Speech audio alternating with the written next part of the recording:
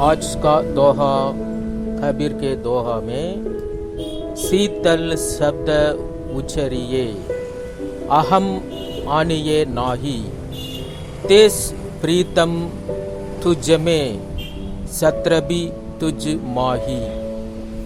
शीतल शब्द उच्चरिए अहम आनिए नाही तेस प्रीतम तुझ में सत्रबी तुझ माही। हिंदी में इसका अर्थ है शीतल।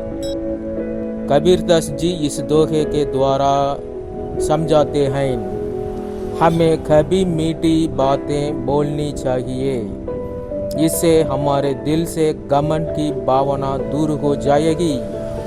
हमारे साथ दूसरों की दोस्ती और दुश्मनी हमारे बोली पर ही निर्भर है, अर्थात हम बोलते बातों के आधार हैं। मीठी बोली से तुझ दोस्त, कड़वी बोली से दुश्मनी होती है। दूसरों की दोस्ती या दुश्मनी हमारे वचन के निर्भर है।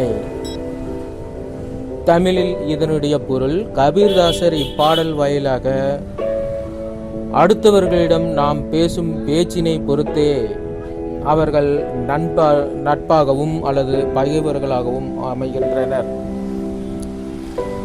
என்று தெளிவுபடுத்துகிறார். அடுத்தவர்களிடம் இன்சொல் பேசுவதனால் நன்மையும் நம் மனம் கர்வப்படாது என்கிறார்.